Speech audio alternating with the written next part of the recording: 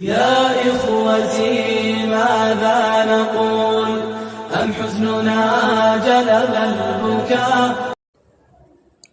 نحمده ونصلي ونسلم على رسوله الكريم أما بعد فأعوذ بالله من الشيطان الرجيم بسم الله الرحمن الرحيم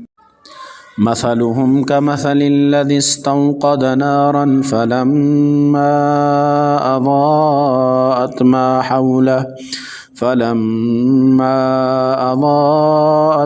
حوله ذهب الله بنورهم وتركهم في ظلمات لا يبصرون صم بكم عمي فهم لا يرجعون صدق الله مولانا العظیم۔ مثلہم، ان منافقوں کی مثال، کمثل الذی اس شخص جیسی ہے، استوقد جس نے بھڑکائی، نارن آگ، فلما اضاءت پھر جب روشن کر دیا اس آگ نے، ما حولہ اپنا ارد گرد، ذہب اللہ تو چھین لی اللہ نے، بنورہم ان کی روشنی، وترکہم اور چھوڑ دیا انہیں، فی ظلمات اندھیروں میں، لا یبصرون وہ نہیں دیکھتے۔ سمن بہرے ہیں، بکمن گونگے ہیں، عمیٌ اندھے ہیں، فہم لا یرجعون پس وہ نہیں لوٹیں گے۔ مثلہم، اس آیت کے اندر، آیت نمبر 17 کے اندر اللہ رب العزت نے منافقین کی ایک مثال پیش کی ہے، اور پھر آگے آیت نمبر 19 میں ہی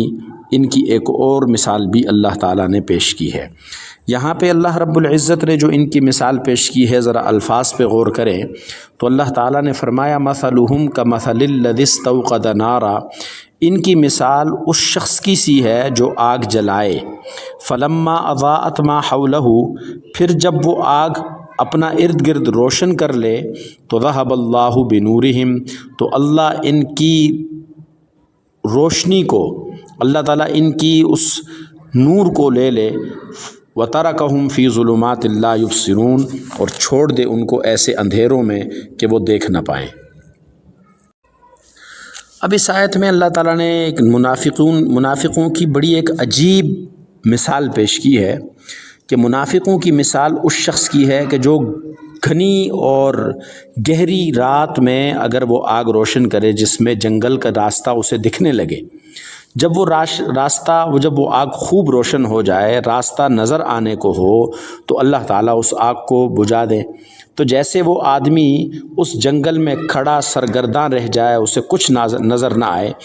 اسی طرح ان منافقین کے حال بھی ہیں کہ اللہ تعالیٰ نے ان مسلمانوں کے پاس ان کے لیے ایک آگ روشن کی، کلمہ کی، ایمان کی آگ روشن کی۔ اب انہوں نے اس کلمہ اور ایمان کی آگ کی روشنی سے کتنا فائدہ اٹھایا؟ اتنا ہی فائدہ اٹھایا جس میں دین اور ان کی دنیا کا، ان کے امن اور ان کے دنیا کا تحفظ اور جان اور مال کا تحفظ ان کا قائم رہا۔ جیسے میں نے آپ کو پہلے بتایا تھا کہ اللہ تعالیٰ نے مسلمانوں کو اس بات کا حکم دیا تھا کہ ان منافقین کے ساتھ کافروں والا مسئلہ نہ کیا جائے، بلکہ ان کو یہ سمجھنا چاہیے کہ مسلمان ہمیں مسلمان سمجھ رہے ہیں۔ اور اب صورتحال تو اس کے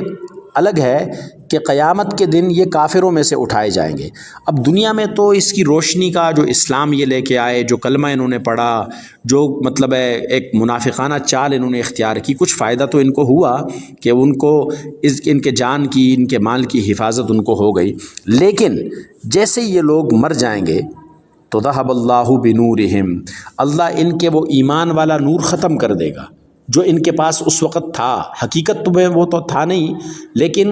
چونکہ انہوں نے لیا ہوا تھا تو اللہ تعالیٰ ان کے مرنے کے ساتھ ہی ان کا وہ ایمان کا نور ختم کر دیں گے، اور وَتَرَكَهُمْ فِي ظُلُمَاتٍ لَا يُبْصِرُونَ، اور ان کو اللہ تعالیٰ ایسے حالات میں چھوڑ دیں گے قبر کے اندر، آخرت میں، کہ وہ دیکھ نہیں پائیں گے، سب کچھ ان سے چھن جائے گا۔ اور یہاں ایک بزرگ ہیں ابو العالیہ، وہ فرماتے ہیں کہ جب منافق لا الہ الا اللہ پڑھتا ہے تو دل میں اس کے ایک نور پیدا ہوتا ہے، لیکن جہاں جہاں وہ شک کرتا ہے تو وہ نور چلا جاتا ہے۔ بالکل ایسا ہی جس طرح کہ کوئی آدمی لکڑیاں جلائیں، جب تک وہ لکڑیاں جلتی رہتی ہیں تو اس کی روشنی رہتی ہے، جیسے ہی وہ لکڑیاں بجھ جاتی ہیں تو اس کی روشنی بھی ختم ہو جاتی ہے۔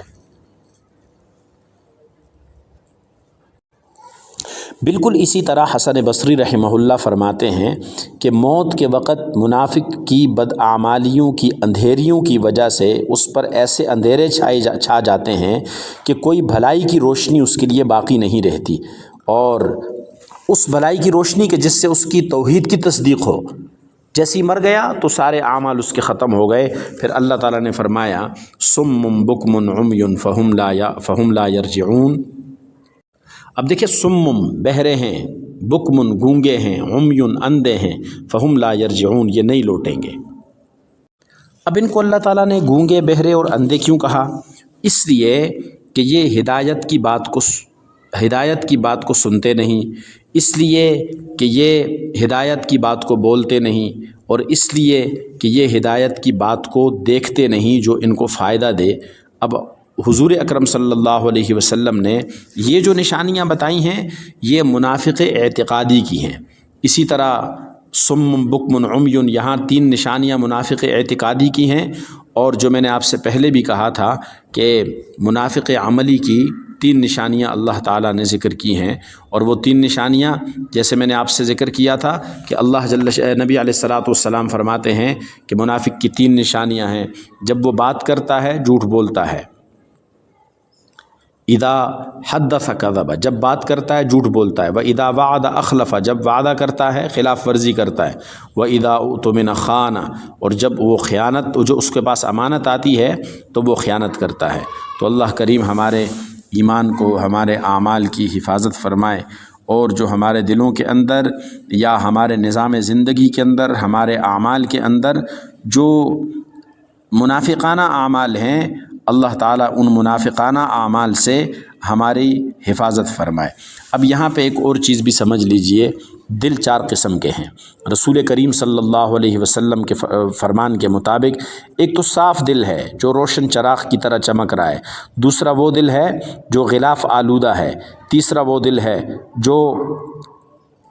الٹے ہیں، اور چوتھے وہ دل ہیں جو مخلوط ہیں۔ پہلا دل مومن کا ہے جو بالکل صاف ہے، پوری طرح نورانی ہے، اور دوسرا دل کافروں کا ہے جس پر پردے پڑے ہوئے ہیں، تیسرا دل جو ہے وہ خالص کافر منافقوں کا ہے جو جانتا بھی ہے سب کچھ صحیح ہے لیکن اس کا انکار کرتا ہے، اور